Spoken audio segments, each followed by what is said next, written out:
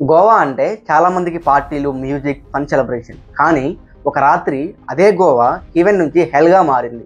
ఒక night club మంటల్లో కాలిపోయి 25 ప్రాణాలు బూడిద చేసింది.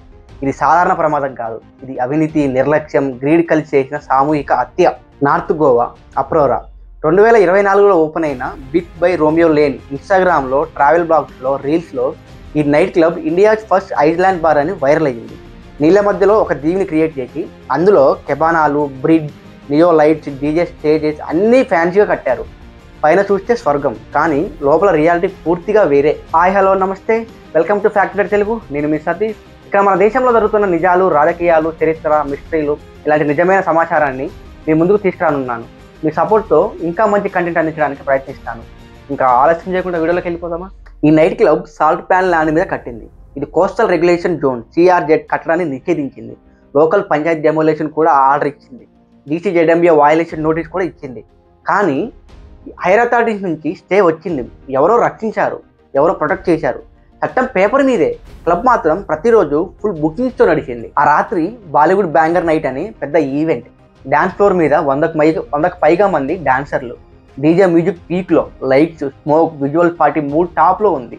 కింద బేస్మెంట్లో, కిచెన్లో వర్కర్లు బిజీగా పనిచేస్తున్నారు. వాళ్ళలో చాలామంది జార్ఖండ్, బెంగాల్, అస్సాం, యూపీ, నేపాల్ నుంచి వచ్చిన వారు. తమ కుటుంబాల కోసం పనిచేసేవారు. ఒక్కసారిగా స్టేజ్ దగ్గర ఫైర్ వర్క్స్ వాడినట్లు రిపోర్ట్స్ వచ్చాయి. అతి దగ్గరలో ఉండే palm leaves, wooden decor, scooted roof all flammable. చిన్న మంట 15 సెకండ్లలో పెద్ద ఫైర్ బాల్ అయ్యింది. ఎవరో ఫైర్ అని కేక పెట్టగానే పార్టీ సాంగ్స్ ఆగిపోయాయి. గోలలో వణుకు పుట్టించే అరుపులు మొదలయ్యాయి. ఈ నైట్ క్లబ్ మొత్తం నీళ్ళలో ఉంటుంది. అందులోకి వెళ్ళడానికి ఒకటే వంతెన, ఒకటే బ్రిడ్జ్, అంటే సింగిల్ ఎంట్రీ, సింగిల్ ఎగ్జిట్. మంటలు వేగంగా పైకి లేచాయి. పొగ కంటికి కనిపించకుండా గాడిదిగా నిండింది. బయట ఉన్న వాళ్ళు బ్రిడ్జ్ వైపు పరిగెత్తారు. గొంతు పట్టేసి పొగ నుండి తప్పించుకోవడానికి ప్రయత్నించారు. కానీ కింద బేస్మెంట్లో, కిచెన్లో పనిచేసే వర్కర్లు వాళ్ళకు బయటికి రావడానికి ప్రాపర్ ఎగ్జిట్ లేదు. వాళ్ళు మెట్లెక్కుతుండగానే స్ట్రోక్స్ వాళ్ళని అడ్డుకుంది. ఆక్సిజన్ తగ్గింది. చాలామంది స్టేర్ కేస్ దగ్గరే పడిపోయారు. పైన ఉన్న వాళ్ళకి కొంత ఛాన్స్, కానీ కింద ఉన్న వాళ్ళకి అవకాశం కూడా లేదు. నిజమైన హార్ట్ బ్రేక్ ఏంటంటే ఇక్కడే మొదలైంది. 25 మంది చనిపోయిన వాళ్ళలో 20 మంది స్టాఫ్ అండ్ మైగ్రెంట్ వర్కర్స్. 23 ఏళ్ల ట్రైనీ షెఫ్ చిలుగురి దగ్గర నుంచి వచ్చిన యువకుడు అతని షిఫ్ట్ ముగియడానికి 5 నిమిషాల ముందు స్ట్రోక్స్లో పడిపోయాడు.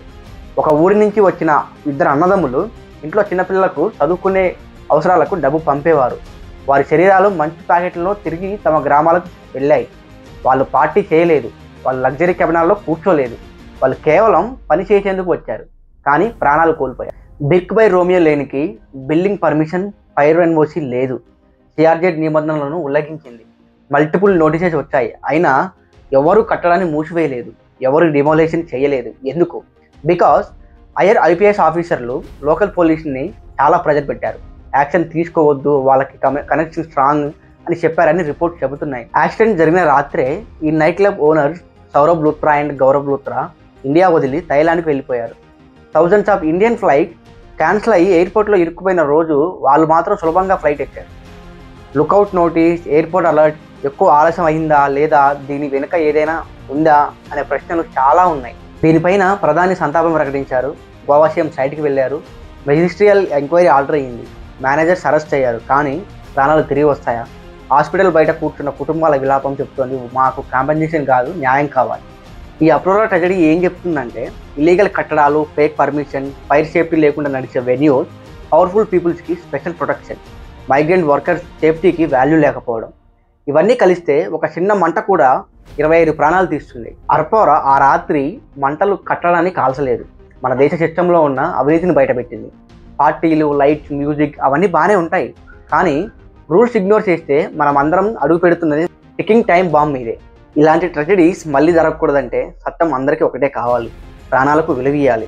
సేఫ్టీని లగ్జరీలా కాదు, నెసెసిటీలా తీసుకోవాలి.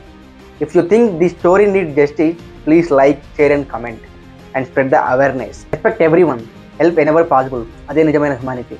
Be good, do good, spread good, think smart, act wise, live strong.